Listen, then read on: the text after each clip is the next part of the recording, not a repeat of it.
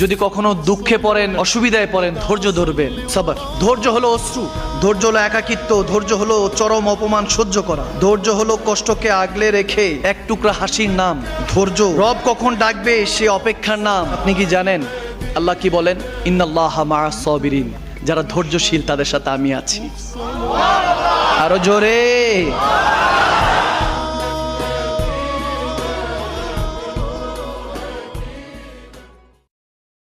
যদি কখনো দুঃখে পড়েন, অসুবিধায় পড়েন, ধৈর্য ধরবেন। সবর, ধৈর্য হলো অশ্রু, ধৈর্য হলো একাকিত্ব, ধৈর্য হলো চরম অপমান সহ্য করা, ধৈর্য হলো কষ্টকে আগলে রেখে এক টুকরা হাসির নাম ধৈর্য। রব কখন ডাকবে সে অপেক্ষার নাম। আপনি কি জানেন আল্লাহ কি বলেন? ইন্নাল্লাহা মাআস সাবিরিন, যারা ধৈর্যশীল তাদের সাথে আমি আছি। আরো জোরে।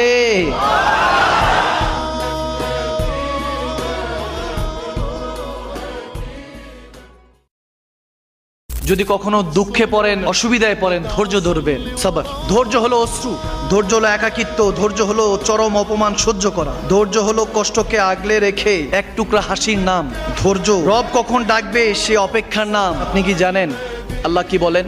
ইন্নাল্লাহা মাআস সাবিরিন, যারা ধৈর্যশীল তাদের সাথে আমি আছি। আরো জোরে।